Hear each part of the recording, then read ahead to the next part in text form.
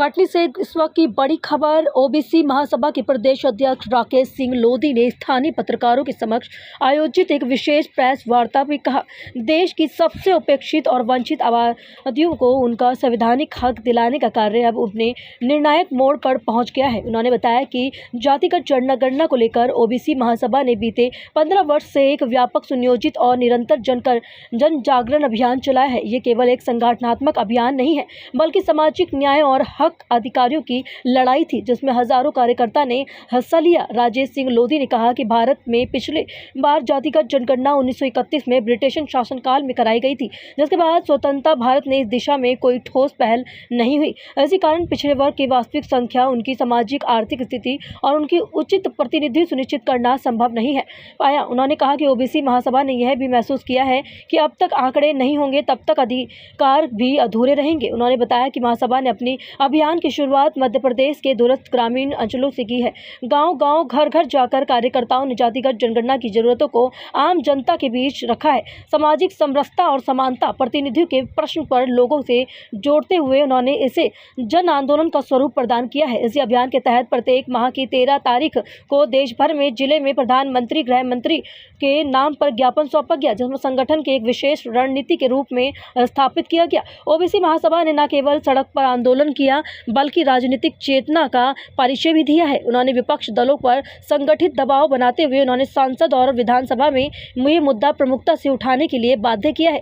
कांग्रेस के वरिष्ठ नेता राहुल गांधी, मल्लिकार्जुन खड़गे, पूर्व मुख्यमंत्री कमलनाथ और समाजवादी पार्टी के अखिलेश यादव, राष्ट्रीय जनता दल के तेजस्वी यादव और डीएमके के मुख्यमंत्री स्टालिन और आम आदमी पार्टी के सांसद संजय सिंह को मुलाकात कर जातिगत जनगणना की मांग को राष्ट्रीय एजेंडा बनाने की अपील की है। इन सभी नेताओं ने महासभा की मांग का समर्थन करते हुए मुद्दे से देश की सामाजिक व्यवस्था जुड़ा अत्यंत आवश्यक मुद्दा बताया है। वहीं आपको बताते चलें, इंद्र कुमार पटेल की कटनी से खास रिपोर्ट। मोदी कैबिनेट ने जो कल फैसला लिया है, ये आज़ाद भारत का पहला जाति गणना होने जा रही है।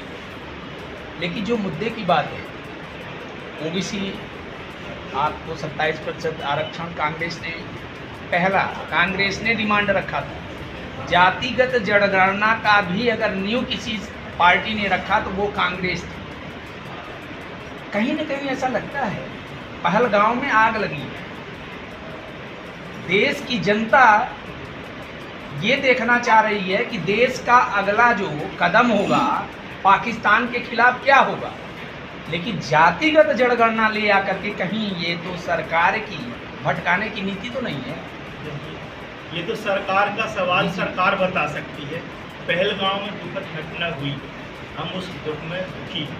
तो निश्चित तौर पर जो दुश्मन जो नापाक, आप डिरेल्ड मत करें, डिरेल्ड मत करिए। मैं जो आपसे जवाब चाह रहा हूँ, पहलगांव में आतंकवादी घटना कारित हुई। देश की जनता ये अभी आशान्वित है कि देश के प्रधानमंत्री क्या करें। लेकिन जातिगत जनगणना जो कभी भी मोदी को पसंद ही नहीं था, ऐसे समय में ले आना कहीं सरकार की कोई नीति भटकाने की तो नहीं है। क्या कहना चाहते हैं? मैं सरकार की नीति में क्यों इंटरफेयर करूं? खुश तो आप हो रहे हैं ओबीसी जनगणना को लेकर के, खुश तो अभी आपने साधुवाद प्रेषित किया कि मैं सरकार को प्रेषित कर रहा हूँ। सरकार ने ऐसे मौके पे जहां आग लगी है और जातिगत जनगणना ले आ रही है, इस पे क्या कहना चाहेंगे? आपका मेन वक्तव्य क्या है, ये बताइए। हमारा तो मेन वक्तव्य है कि हम आभार व्यक्त किए कि ये बरसों मांग थी। हम लोग 10 साल 15 साल इस लड़ाई को लड़े। ये मांग थी, वो कल पूरी हुई कैबिनेट से, उसके लिए आभार व्यक्त करते हैं। जो आप बात करते हैं पहलगांव में की भटकाने, तो ये सरकार क्यों करेगी? हम तो पूरा देश एक साथ है, सरकार उस लड़ाई पीठ तो आप थपथपा रहे हो सरकार की, यहाँ तो पीठ आप थपथपा रहे हो ना कि ओबीसी का जो आरक्षण, जातिगत आरक्षण जो मोदी कैबिनेट ने लिया, साधुवाद किसको प्रेषित कर रहे हैं आप?